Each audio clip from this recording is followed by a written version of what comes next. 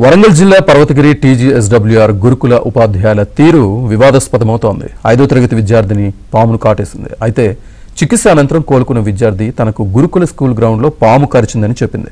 దీనిపై ఆగ్రహించిన టీచర్లు పాఠశాల పేరు బద్నాం చేసిందని, విద్యార్థిని స్కూల్లోకి రానివ్వడం లేదని విద్యార్థిని చెబుతోంది. తన బిడ్డ అకాడమిక్ ఇయర్ నష్టపోతుందని విద్యార్థి తల్లి ఆవేదన వ్యక్తం చేస్తోంది. తన కూతురు చదువు ఆగిపోకుండా చూడాలని అధికారుల్ని కోరుతున్నారు. మాస్టర్లో నాకు సీటు వస్తే నేను చదువుకుంటాను. ఒకరోజు సండే రోజు నా కాలు నుంచి పాము పోయింది. పాము పోతే నన్ను ఎంజిఎం హాస్పిటల్లో తీసుకుపోయినాక నాకు ట్రీట్మెంట్ జరిగినాక ఇంటికి వచ్చిన. ఇంటికి 4 days మేడం తీసుకొని పోమన్నది. తీసుకొని పోయినాక మళ్ళీ హాస్టల్ పోతే మమ్మల్ని ఎవరిని పట్టించుకుంటలేదు. నేను అదే హాస్టల్లో చదువుకుంటా. మా మేడం వాళ్ళేమో ఒప్పుకుంటలేదు. దయచేసి మాకు ఆ హాస్టల్లోనే సీట్ ఇప్పియండి. పేరు వాళ్ళ శివాని.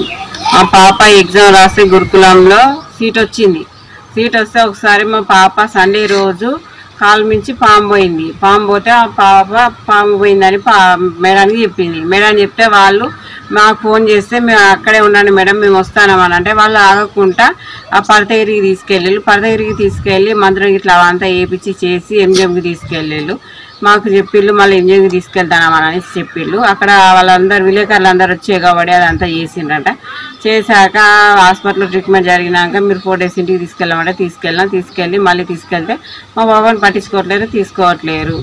ఇంతవరకు మేము తిరుగుతున్నాం కానీ మాకు వద్దు పో మీ పాప అనేసి బయటికి వెళ్ళి గేటు పెడతారు తప్ప మా అమ్మని ఇంతవరకు పట్టించుకుంటలేరు ఎవరు. అందుకని మాకు ఈ సమస్య క్లియర్ చేయండి.